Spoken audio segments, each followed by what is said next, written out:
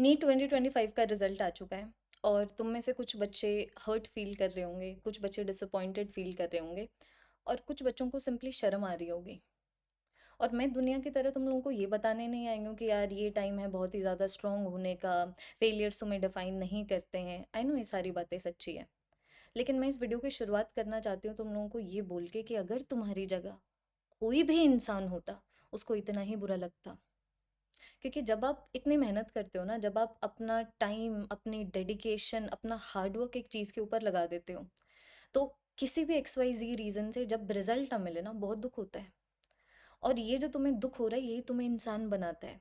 भगवान नहीं हो तुम तो प्लीज़ एक्ट मत करना कि oh we are strong, we don't feel anything, we are very optimistic. Just be a human and acknowledge कि तुम लोगों को हर्ट हो रहा है। तुम्हें अगर रोना आ रहा है रोइए, अगर तुम्हें बुरा लग रहा है, तुम्हें लोगों से बात करनी है कीजिए। बस एक चीज़ मत करना कि ये मत करना कि तुम इस एक फेलियर को अपने आप को डिफाइन करने दो। मेरी इंस्पिरेशन काफ़ी रहे हैं लाइफ में, उनमें से एक है डॉक्टर एपीजे अब्दुल कलाम। तो उनको ना बचपन से फाइटर पायलट बनना था। तो उन्होंने बहुत मेहनत की, बहुत डेडिकेशन दिखाई, बहुत पढ़ाई की। और जब फाइनली उनका इंटरव्यू हुआ ना, तो 8 पोजीशंस थी फाइटर पायलट की, उनकी 9th रैंक आई। तुम सोचो अगर तब डॉक्टर एपीजे अब्दुल कलाम उस फेलियर को अपने आप को डिफाइन करने देते, अगर वो ये ना सोचते कि ये एक फेलियर है, मैं एक फेलियर नहीं हूँ, तो ना तो वो मिसाइल मैन ऑफ इंडिया बनते, ना ही वो प्रेसिडेंट ऑफ इंडिया बनते, और ना ही वो इतना ऊंचा उड़ते जितना कोई फाइटर जेट नहीं उड़ सकता। लाइफ का एक पार्ट है कि आप फेल होगे।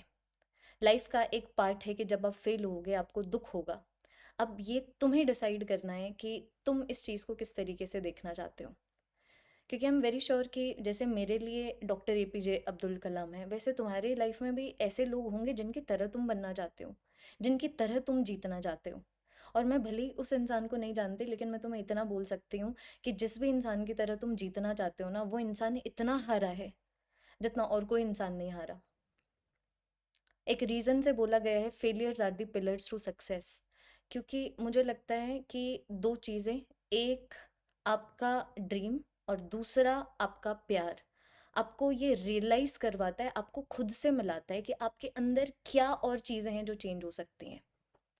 तो ये जो तुम्हारा नीट में सिलेक्शन नहीं हुआ है, इसने तुम्हें कुछ तो बताया होगा, कुछ तो तुम डिफरेंट कर सकते थे, कुछ तो तुम नया कर सकते थे, कुछ ऐसी चीज़ें ज़रूर होंगी जो अगर तुम नहीं करते तो मे बी रिजल्ट कुछ और होता। मिस्टेक करना गुनाह नहीं है, लेकिन मिस्टेक से ना सीखना, इससे बड़ा पाप नहीं है। तो तुम देखो अपनी पूरी की पूरी जर्नी को, देखो ढूंढो कि तुम लोग क्या क्या नया कर सकते थे, क्या डिफरेंट कर सकते थे। आई नो तुम लोगों ने अपना 100% दिया होगा। आई नो बच्चे, I believe in you, I trust you कि तुमने अपना 100% दिया होगा। मेरा पॉइंट बस ये है कि किसी बच्चे का 100% दिन के 8 घंटे पढ़ना होता है, किसी बच्चे का 100% दिन के 12 घंटे पढ़ना होता है। और यही चीज़ होती है फेलियर्स की, कि वो हम हमारे 100% को पुश कर देती है, वो हमें रिजुविनेट कर देती है, हम रीडिस्कवर कर लेते हैं अपने आप को। कि अगर मान लो कोई साक्षी नाम की बच्ची ये वीडियो देख रही है, तो साक्षी ने अपना 100% दिया, लेकिन अब वक्त आ चुका है साक्षी 2.0 का, जिसका 100% पिछले साल के 100% से डिफरेंट हो। This is why it is said that failures are the pillars to success. आज तुम हारे हो, तुम्हें फेलियर मिला है, एक्सेप्ट इट, बट तुम फेलियर नहीं हो, नो इट। और ये वीडियो भले ही मैं, बिकॉज अभी नीट 2025 का रिजल्ट आए इसीलिए बना रही हूँ, लेकिन मैं नीट के ऊपर नहीं बना रही हूँ, मैं लाइफ के ऊपर बना रही हूँ बच्चों। क्योंकि मैंने एक चीज़ सीखी है लाइफ में, जब भी कोई भी फेलियर आता है ना, या फिर जब भी अगर कहीं पे बहुत ज़्यादा मैं इन्वेस्ट कर दूँ किसी भी तरीके से, और वहाँ से जब रिजल्ट नहीं आता है, बहुत बुरा लगता है, बहुत बुरा लगता है।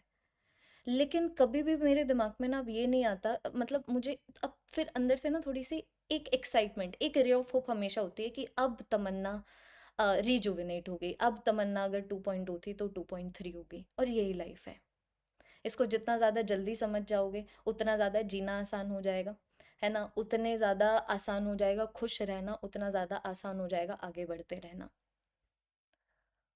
आई am so proud of you कि तुम लोग इतनी कोशिश कर रहे हो to to put yourself together, to keep yourself together, कि अगर मैं रो दूंगी तो फिर मेरी मम्मी का क्या होगा, मैं रो दूंगी तो पापा कैसे संभालेंगे। इतना बोझ मत लो अपने कंधों पे, भगवान नहीं हो तुम, इंसान हो।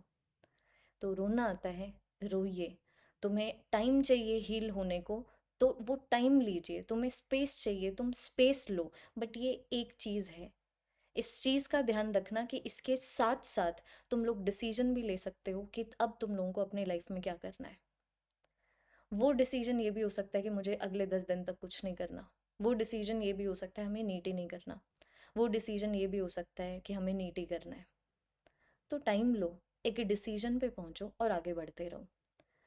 मैं 100% श्योर हूँ कि अगर तुम लोग फेलियर्स को रिजेक्शन की तरह ना देख के रीडायरेक्शन की तरह देखोगे, तो लाइफ में एक भी ऐसी चीज़ नहीं है जो तुम लोग ना पा सको। एक भी ऐसा गोल नहीं है जो तुम लोग ना अचीव कर सको। आई 100% believe in you. I am telling you, you have it. तुम ऑर्डिनरी बच्चे नहीं हो। अगर नीट में तुम्हारा अच्छा रिजल्ट नहीं आया है, तुम्हें अच्छे से पता है तुम्हारा सिलेक्शन नहीं होगा, और फिर भी अगर तुमने इस वीडियो को एक मुस्कान से देखना शुरू किया है ना, अगर जब भी रिजल्ट की बात होती है तुम लोग, अगर तुम्हारे अंदर इतनी स्ट्रेंथ है कि तुम लोग मुस्कुरा के जवाब दे पा रहे हो या फिर रो नहीं रहे, तो तुम्हारे अंदर ऑलरेडी इतनी स्ट्रेंथ है जो मेरे अंदर तुम्हारी उम्र में नहीं थी। Which is why I respect you. I want you to be strong, but I also want you to be human. I want you to have a good perspective. I want you to cry. I know तुम अभी वो योद्धा हो जिसको बहुत ज़्यादा चोट लगी है, तो हील होने दो, है ना। एक टाइम पे घाव भर जाएगा, फिर खड़े हो जाना और सारे वो बैटल जीत जाना जो अभी तुम्हें लग रहा है नहीं जीत पाओगे। और इस वीडियो को एंड करना चाहूँगी मैं सिर्फ एक नोट से। अभी ये जो तुम्हारा रिजल्ट अच्छा नहीं आया है, दुनिया तुम पे डाउट करेगी, करने देना। खुद अपने डाउटर मत बनना, क्योंकि जिस दिन तुम खुद को डाउट करने लगे ना बच्चों, जंग वहीं खत्म हो जाती है, गेम वही एंड हो जाता है। That is the ultimate checkmate. ये जो तुम्हारा दिमाग तुम्हारा सबसे पहला घर है, इसको खूबसूरत बनाओ। इसको वो बनाओ जो तुम्हें अपलिफ्ट करे, जो तुम्हें मोटिवेट करे, जो तुम्हें गलत काम करने से रोके, क्योंकि दुनिया तो है ही तड़प देने के लिए। That is all everyone, please take very very good care of your self.